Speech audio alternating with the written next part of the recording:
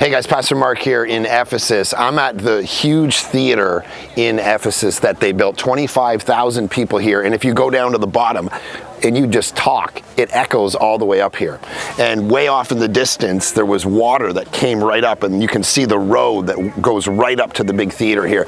And they would do games and whatever. And so this is where the gathering of the people were. And in Acts 19, the great story of Paul in Ephesus, first off, a bunch of people meet Jesus who were involved in sorcery, and they burn what Luke tells us is probably about $5 million worth of like old sorcery books, which it just jumped off the page to me when I was reading it the other day, because what it says is we don't get to just add Jesus to our life.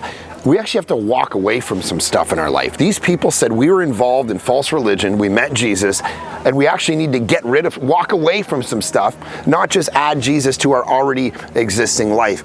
Chuck Colson years ago met a guy who wanted to continue to be a gangster, but he was just a Christian gangster. He was just adding Jesus to what he was already doing.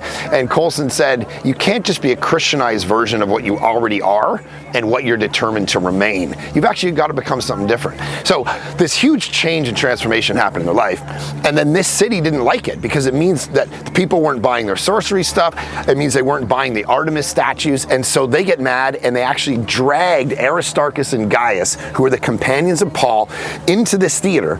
And the people filled the theater and began to chant, "Great is Artemis of the Ephesians," for 2 hours. They just filled this entire theater with that noise for 2 hours. And John Stott talks about the idea that heathenism's only response to the gospel is to try to get loud and chant it until it gets tired.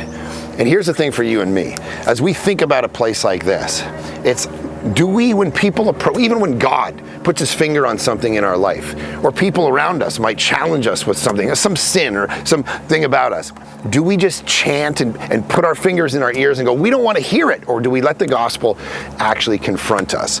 So they got dragged up here, everyone chanted. Paul wanted to come and actually address the whole theater and tell them about Jesus, but they wouldn't let him do it. And so here at this theater, we get to reflect on this idea. If God's putting something on your life, don't just chant in his face, maybe quiet down and listen a little bit.